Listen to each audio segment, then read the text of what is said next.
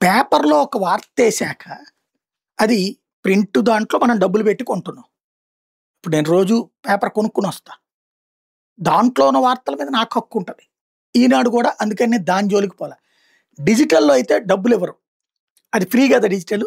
ఆ డిజిటల్‌లో వచ్చేటటువంటి వార్తలని షేర్ చేసుకోవడం, లేకపోతే అంటే వేరే వాళ్ళకి పాస్ చేయడం, ఇట్లాంటి వాటిటి మీదన కఠిన చర్యలు తీసుకుంటామని ఎలా సాధ్యం?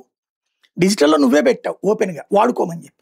ఇప్పుడు అది వేరే వాళ్ళకి పాస్ చేయకూడదు, దాన్ని వాడుకోకూడదు, దాన్ని చూపించకూడదు అన్నటువంటి పాయింట్. ఎందుకంటే చాలామంది యూట్యూబ్ ఛానల్స్ వాళ్ళు ఇప్పుడు నేనైతే మీరు అబ్జర్వ్ చేస్తుంటారు. పేపర్‌నే చూపెడతా నేను.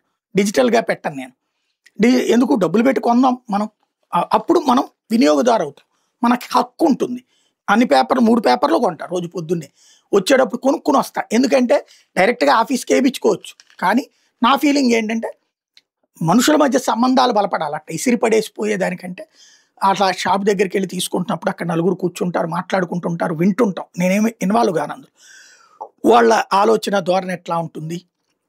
ప్రభుత్వం మీద ఎట్లా ఉంది? ప్రతిపక్షం మీద ఎట్టుంది? ఇయన్నీ రచ్చబండ దగ్గర వ్యాఖ్యలన్నీ అక్కడే మాట్లాడుకుంటుంటారు. కాబట్టి అట్లాంటి ఒక ఇంటరాక్షన్ ఆ పాయింట్ ఆఫ్ వ్యూలో పోతుంటది. సరే అది పక్కన పెడదాం. ఇప్పుడు ఈ పేపర్‌కి సంబంధించి ఎప్పుడైతే ఇట్లాగా చేస్తే కఠిన చర్యలు తీసుకుంటాం, లీగల్ చర్యలు తీసుకుంటాం అంటారో, తెలంగాణ వాళ్ళు దీని మీదన ఒక ఘాటైన స్పందన తెలియజేశారు.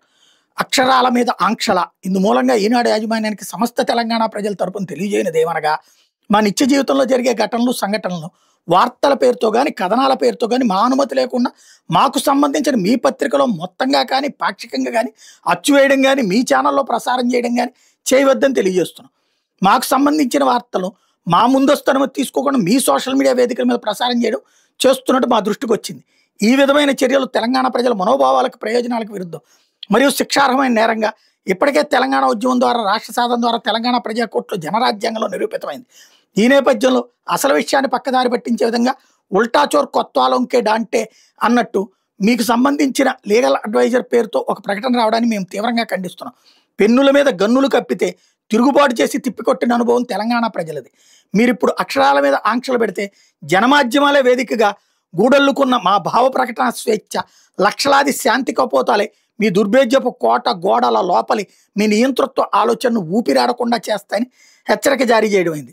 నోట్: ప్రజల ఖర్చుతో ప్రజల కొరకు ప్రజల చేత రాసిన వార్తలు, అక్షరాలు ప్రతిదీ ప్రజలకు చెందుతాయని, ఒకసారి జనంలోకి వచ్చిన ప్రతి అక్షరం ప్రజల పరమైనదని, అక్షరాలకు ప్రజలే యజమానులని తెలియజేస్తూ ఎప్పటికైనా తమ లీగల్ డిపార్ట్మెంట్ వారి చేత విడుదల చేయించిన ప్రకటన రద్దు చేసుకుని ప్రజాస్వామిక స్ఫూర్తిని కాపాడే దిశగా, ప్రజల ఆకాంక్షలకు విలువనిచ్చే దిశగా ఈనాడు యాజమాన్యం తమ ఆలోచన ధోరణి సరిదిద్దుకోవడానికి మరికొంత సమయాన్ని ఇవ్వడం జరుగుతుంది. ఇది కన్వీనర్ జన మాధ్యమాల వేదిక తెలంగాణ చాప్టర్ పేరుతో ఇచ్చినటువంటి people's media forum PMF Telangana chapter పేరుతో ఇచ్చినటువంటి ప్రకటన ఇప్పుడు పెద్ద ఎత్తున వైరల్ అవుతుంది.